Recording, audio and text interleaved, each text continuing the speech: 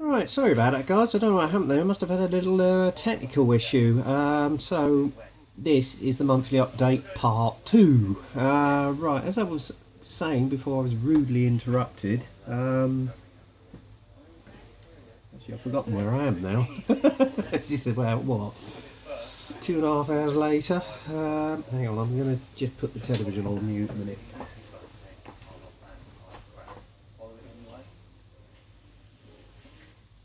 That's better. Right. Anyway, carrying on from where I left off. As you well know, I'm entering the ISM Tiger 1 buggy build with this little puppy, the Tamiya 148th early version Tiger. I've already done the inbox review on this, as you well know. So if you want to see that kit, check it out on my channel. But as I say, it looks as though it's going to make a super little kit. It's not my usual scale, as you know, but you know, you'll need to try something new now and again. I've just got some aftermarket, which I've been notified has just been posted, so that should arrive in the next few days. I've got to collect the metal barrel from Argos tomorrow because that's being sent via post. Also got the AFV spare tracks in, they're in now. So once I've got everything together, then we are well away on this build. So hopefully I may well get this started later this week. So there you go. Another little accumulation I've got, and this is the penultimate kit of this month's stash, is Bandai's Snowspeeder. The detail in that is absolutely eye-popping, especially on the interior, and I can't wait to get my hands on that one, I can tell you. So that may well be later this year. Does look a super little kit. As I say, especially in the cockpit, is just wow. I'm yet to find out what the builds are like. I've heard so many good things about Bandai's kits, especially the Star Wars range. So we will wait to see. Okay. And final actual thing I got through was this little set, which is the Jerry Can set. I might use that with the Panzer III I've got. So actually, talking of that, just move this. I did get a Panzer IV. Now where did I put it? Hang on. Yeah, here it is. This one I actually got off of Hendrik Holger from Hollywood Modelling. He was actually selling a few of his stash off. I must admit I was sorely tempted by that Cyber Hobby Fairman Tiger. But that would have stretched my budget for this month, so I settled for this beauty, the Dragon. Actually, if I move the camera, Dragon Panzer IV Aus E Vorpanzer. So that does look a super little kit. I've had a quick look inside. Interior detail is absolutely superb on it, so I'll probably have that with the hatches open when I actually get around to building it. Magic tracks as well, that's going to be interesting because they are quite minute compared to a Tiger's, but all the same looks a superb kit, and I might even do an inbox review on that soon, so watch this space. The other thing I got was a few more added extras, which some of these I've got over the last few months, which I didn't actually show you. This is the first set, which is a set of Hobby Boss Cromwell tank tracks. They'll be going with my little Tamiya Cromwell I've got. I've also got for the Cromwell, if I can just dig it out here, is this Black Dodge camo net set, so that's going to be added to it along with the stowage for a typical sort of Normandy or late war scene. So I've had a look inside. The detail is absolutely eye-popping on it. If it's anything like the Black Dog set on the AS90, it's going to look absolutely super. So there you go.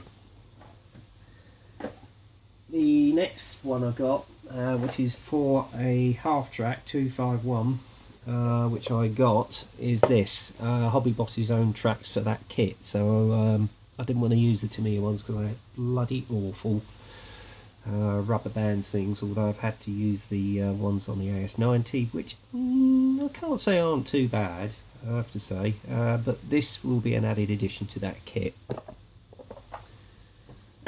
And I don't know if you remember, Mike Cohen mentioned that he was using in his Ortona Battle of Ortona video recently, which I have to say, Mike, is a superb series of videos you did on that Diobud.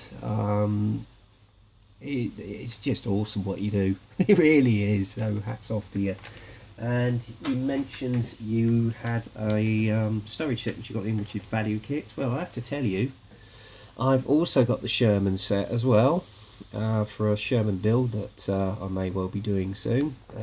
It's not the Fury one, but I've also got one for the trucks, which I've got a couple for. You can use these for US or basically the Opel Blitz, which I've got. So that's why I got those in. Just adds a little bit more detail to the back. And I've even got a Willys Jeep set. This set here. Again, as you can see, the detail in it is just lovely. So that's going to look good. Final set again is another set for the Sherman.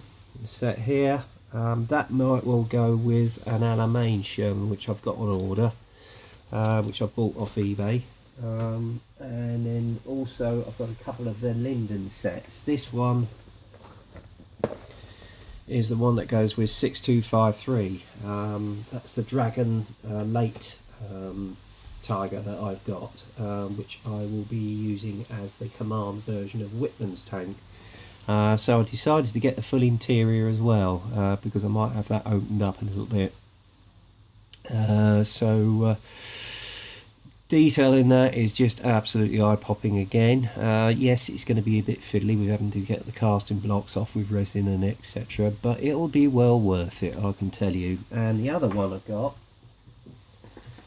was for a King Tiger, which is the engine set, which is this one here. I think might use that in a recent build with a King Tiger, a Normandy one.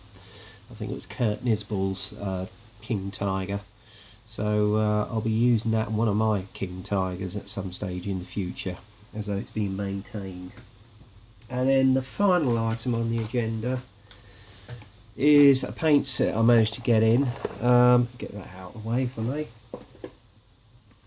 Is this set here, the AK Rust Effect set. Now I've actually used it already on the Tiger tracks, which I've got here for my Tiger 1 I'm currently building, and it really has come up a treat, I have to say, guys. And once you get the odd wash on that, you know, with the mud effects etc, it's going to look super.